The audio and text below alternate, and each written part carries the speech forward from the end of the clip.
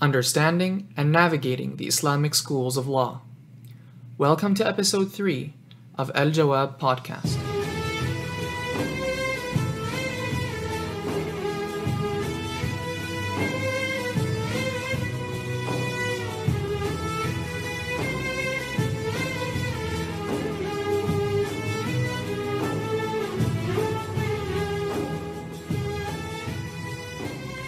You may have heard the term Islamic madhahib, or Islamic schools of law.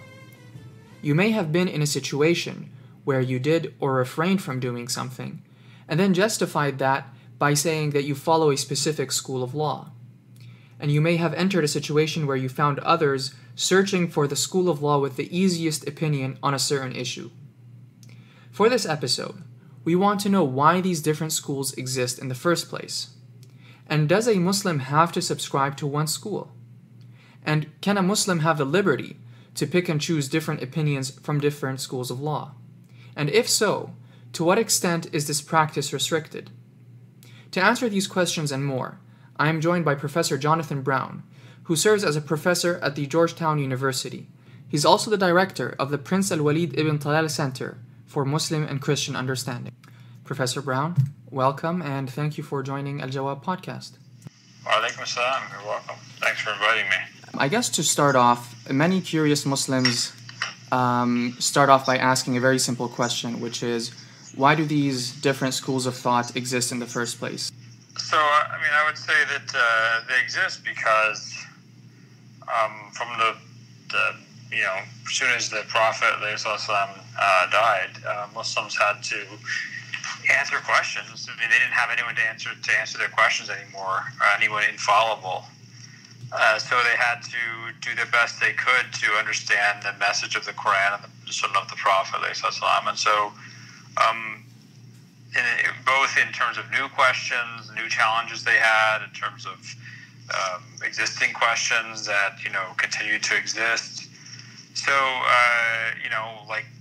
all the different types of food they came across, and new dress, and new cultures, and new types of commerce, and new types of legal arrangements, and new types of technologies they encountered, and then new questions about the nature of God, the nature of the afterlife, the nature of right and wrong, all these things, knowledge, the unseen. They had to try and answer all these questions, or at least know how to not answer them. Mm-hmm. And so they developed different, they're just emerged over the course of about 2.5 centuries, kind of different methodologies for dealing with that, and that's how you get the different schools of law.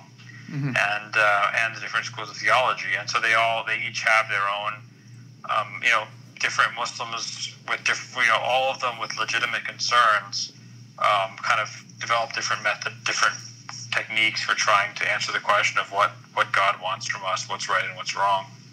And what prevents, an average individual from putting all these authorities aside and from delving into the Quran and the tradition of the Prophet, peace be upon him, and deriving conclusions on their own? Well, you can't really, when someone says, they're just gonna follow the Quran and the Sunnah, that doesn't really, that's sort of like it's not really a serious remark, because, right, if you're, it's not like these madhabs don't follow the Quran and the Sunnah. Each of them represent a different tradition of trying to understand what the Quran and the Sunnah is. So it'd be like you saying, I come in and you've spent, you're cooking dinner, and so you're using a grill, and you spent a long time figuring out how to turn the grill on and operate the gas and get the temperature correctly and open the food and put the get all the tools ready, and then you're cooking the meat, and you're you have a certain method, and you've based, et cetera, et cetera. And then I come in and I just say, I'm just going to cook based on, the grill and, the food. It's of course you're going to do that, but you're going to have to do the same thing I just did, right? Mm-hmm. And I, developed a method for doing this. And, maybe even I had lots of my friends come over, and we all discussed it. We got, everybody's best input on, how to cook the food best. And then someone comes in and just says, no, I'm going to cook the food just based on putting the meat on the grill. Of course you're going to do that. So that's sort of when someone says, I'm going to just rule by the Quran and the Sunnah. That's kind of what they're saying. It's sort of a nonsensical statement. Now, that's not to say that sort of like Salafism is nonsense. I think people don't really understand when they eat. Sometimes Salafis themselves or like don't really understand what they're talking about. So, like you know, very very few Salafis just go back to the Quran and the Sunnah. I mean, I don't really even know what that means, but they usually what being a quote unquote Salafi would mean is that you, let's say you're a Hanafi or you're a Shafi, but you feel that there were certain errors in the madhab in the school, and that you're going to correct. That you feel like the Shafi school or the Hanafi school didn't get exactly right what the Sunnah of the Prophet was on a certain issue. Like, for example, that Hanafis don't raise their hands in prayer, or that Shafis say the Bismillah ar-Rahman ar-Rahim out loud at the beginning of a prayer, right? So you might make these little corrections, but they're not going back to like the drawing board or going back to square one and trying to like reinvent Islamic law and theology. It's more like the idea that you don't allow your attachment to a madhab, your loyalty to that madhab, to blind you to the fact that madhab could have made here and there occasional errors that you're going to correct by referencing the Quran and the Sunnah. And I guess that leads to a very important follow-up question, which is, I guess in the general sense, each madhab is equally legitimate, but is each opinion for every question equally legitimate, or are there opinions that are objectively speaking weak and others that are objectively speaking strong? I mean, in theory, right, all the recognized schools of law, so, and certainly like, you know, the four Sunni schools, and mind you, right, there were other madhabs that existed, but they basically went extinct. You know, they didn't inspire enough interest. They didn't, just bad luck in terms of, a bunch of their books got destroyed in a flood, or some leading scholar died before he had a chance to write all the books he could. You know, sometimes there's reason, sometimes there's no reason. But I mean, so all these madhabs are legitimate in the sense that they all represent the established sunnah of the Prophet. Right. So in the 1100s, there's this 1100s common era. There's this. He's a big Hanbali scholar, Ibn Hubayra, and he's actually also the vizier of the Abbasid Caliphate. It's interesting. He's sort of like politician scholar, and he wrote a very good book on the different disagreements of the madhabs. And he says that in our day and age, you can follow any of these four madhabs because they all represent the sunnah of the Prophet. And so, in theory, they are all equal. Like, every position in them is legitimate. But I mean, I think it's, if one is knowledgeable enough, you can learn to critique certain positions within the schools. Like, sometimes the school is, I think, making a tendentious argument, or an argument that's not very strong. And, that becomes obvious, I think, after a certain amount of experience of looking at this material. And so what prevents someone from using this idea that all of them are equally legitimate and saying, okay, they're all equally legitimate, so whenever it comes to any specific issue, I'm going to take the easiest or most convenient opinion and just go by that, since they're all equally legitimate? Yeah, so that's what sometimes you might call like fatwa shopping, or the technical word in there's a couple words for one. Takhayyur is like choosing the best option. Another, the bad version, is what's called tatabbu' rukhas, or following the rukhsas, following the licenses. Yeah, and if I may interject, I think there's a saying which is "Man tatabba'a rukhas al-ulama ijtama'a fihi ash-sharru kulluh," which is, exactly. Yeah. The one who seeks the rukhas has consolidated all evil. Yeah, I mean, you just basically, there's this scholar named Ma'mar bin Rashid who died about 153 Hijri. He's an early Hadith scholar from Basra, it's from Basra, but he moves to Sana'a in Yemen. And he said, if you follow the Kufan position on drinking intoxicants, and you follow the Meccan position on basically exchanging money in riba, and you follow the Medinan position on listening to music. These were things that were common at the time, positions that were, that you'll be allowed you'll be able to drink certain alcohol, you'll be allowed to engage in certain kind of riba, you'll be allowed to listen to bad music, and if you do all of that, you're going to be the shar ibadallah, you'll be the worst of all creatures, right? So if you do, there's sort of three different approaches to fatwa shopping. One option is there's sort of three different approaches. One approach is the kind of, you stick to a madhab, you pick a madhab and you stick to it, right? So, and then you might even say you stick to the main opinion of that madhab. If there's a situation of necessity, then definitely you can take another position, either from within that madhab or outside that madhab. But short of absolute necessity, you follow that madhab. The second option is sort of the other extreme, which is you just kind of do everything based on what you think is going to be right for you.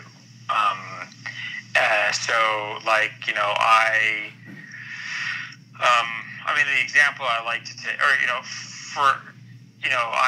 I'm in America. I want to buy and sell alcohol as part of my business, so I take the Hanafi opinion, which says that I can engage in buying and selling things, and as long as I'm in the non-Muslim land, I can buy and sell things that I wouldn't be able to buy and sell in a Muslim land, right? Or I take this minority Maliki position that I can combine my Dhuhr and Asr prayers and my Maghrib and Isha prayers without traveling or anything like that. So I do these things because I think this is the way I want to live my life, right? And the response here, the sort of the justification here is that, look, God judges our intentions, and God knows my intentions, and if my intentions are good, then what I'm doing is maybe legitimate, and if my intentions are bad or I'm being lazy, then I'm not going to get rewarded for that. Maybe I even get punished for that. So, but who are we? Basically, we leave it up to the person to just decide what they want. Then the middle ground is to say that you can kind of pick and choose between different madhabs, or you can, let's say, drop the opinion of one madhab you follow because you feel it's weak, because you feel that the evidence from the Quran and the Sunnah for another school is stronger. You can do this, but it has to be based on certain criteria and it has to meet certain conditions. So, for example, criteria would be you really feel like the evidence is stronger. So, for example, the evidence from actually several schools of law that women should not pray in mosques, right? Women should pray at home. It's better for them to pray at home than to go to the mosque. And, I think that's maybe another discussion, but I think that in this case, those schools of law that hold that position, I think the arguments are actually not very strong, and there's actually much stronger evidence for the idea that women should certainly feel that they can go to the mosque and that shouldn't be discouraged.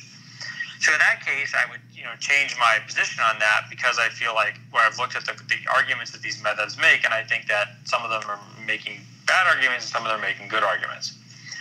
Another situation where this would be acceptable would be either necessity or even strong need. So, for example, that the idea in say in the United States, where Jummah is on Friday, Friday's a work day, people have different, they don't all have lunch hour at the same time, so you can have kind of multiple Jummahs in one day. So this, or even you can have Jummah before the normal beginning of Dhuhr prayer, and this would be taking the position of the Hanbali madhab, which allows this. And so this is actually kind of what all the people in America do, is they may not know it, but they're taking this Hanbali position, which allows you to have multiple times of prayer for Jummah in one day, and having that Jummah before the normal beginning of Dhuhr prayer. And so that's not really a necessity. We're not gonna, we could all make, go to court and say that if we are not allowed to take our lunch break in order to go to Jummah prayer, that our constitutional right to freedom of, free practice of religion is being constrained unduly, et cetera, et cetera. But, this is like a need, and people have generally kind of considered it to be important, and so this has become an accepted practice in America. Now, there's certain conditions that, there's certain restrictions on this as well. The main one being that it's not what I call the Franken fatwa.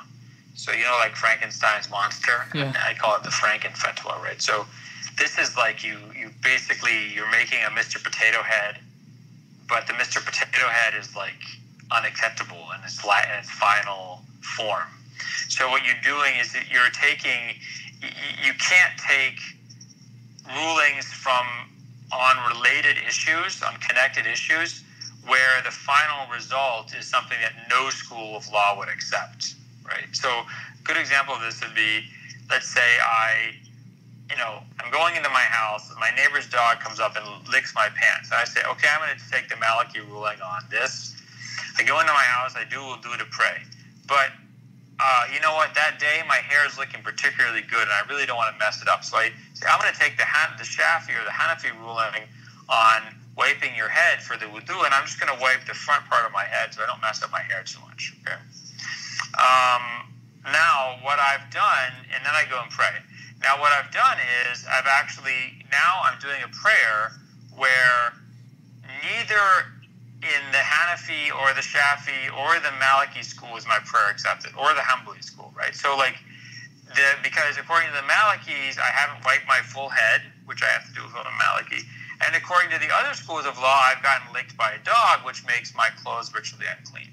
So what I have is like a Franken fatwa, Franken salah, or Franken wudu, where it's not acceptable to anybody, right? Mm-hmm. So that would be the thing that you're not allowed to do.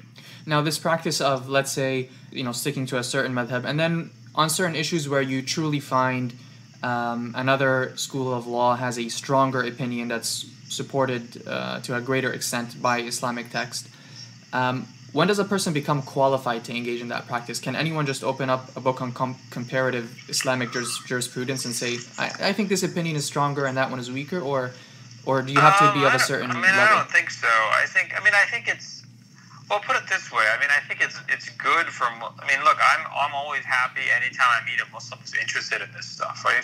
If a Muslim is sitting there and putting enough thought into this, that they're really thinking about this, then that's wonderful, and I encourage it, right? And if they say, I want to go learn about this, and I want to read about this, if they make the wrong decision or if they get too arrogant or something and start getting in above their head, I'd rather have that than have them just lack interest. I don't think, we're not in a situation here where it's either you're kind of a brainless traditionalist or you start thinking for yourself. That's not the options, right? The options is either you think for yourself or you just probably will stop being a practicing Muslim. In this case, independent thought is just an expression of someone's interest and passion for their religion, and that's really important. I think it should be encouraged. So whenever I meet people who, I always meet people who come up and they say, and they have something that they've thought about, which I think is pretty, silly or basic, but I never sort of shut them down. I always try and encourage them, because that's a good impulse they have, and it's a good energy, it's a good motivation. And so I would just encourage them to learn more, and as they learn more, they'll start to realize maybe that some of the things they said before were not very informed, right? But I think where it does get a bit dangerous is if you have these really systematic efforts to undermine certain positions. For example, you'll have someone say, really sit and try and make an argument for why they should be able to drink alcohol, right? Or why, two men should be able to get married according to Sharia, right?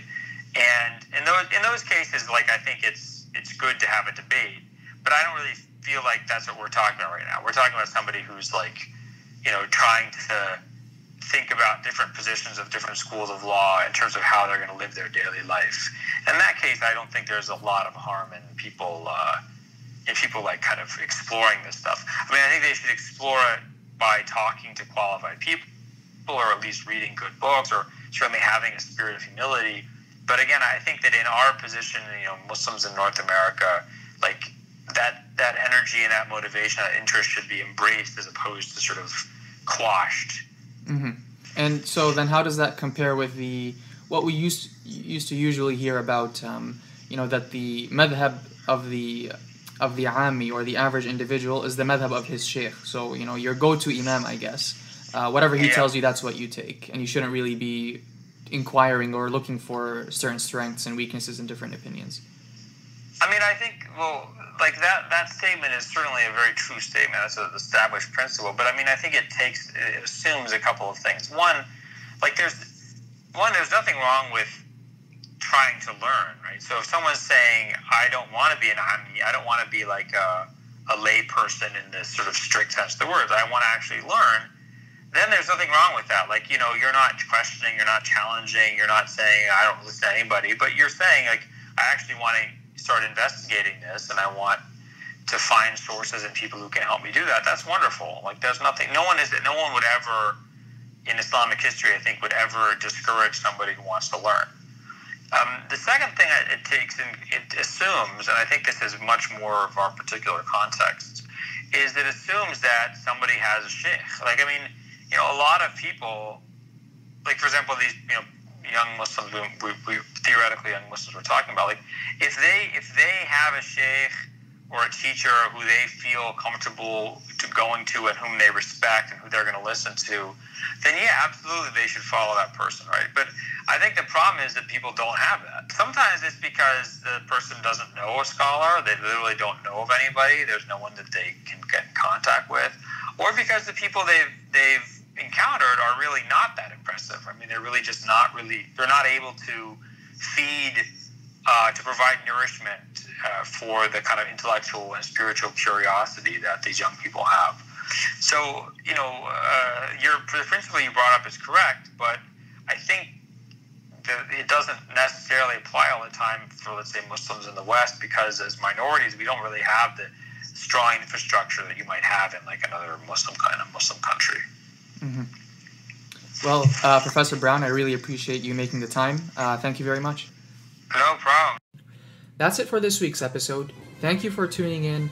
Please like and share, and don't forget to subscribe on either SoundCloud or the iTunes podcast, and please feel free to engage in discussion in the comment section below. Thank you very much. Assalamu alaikum.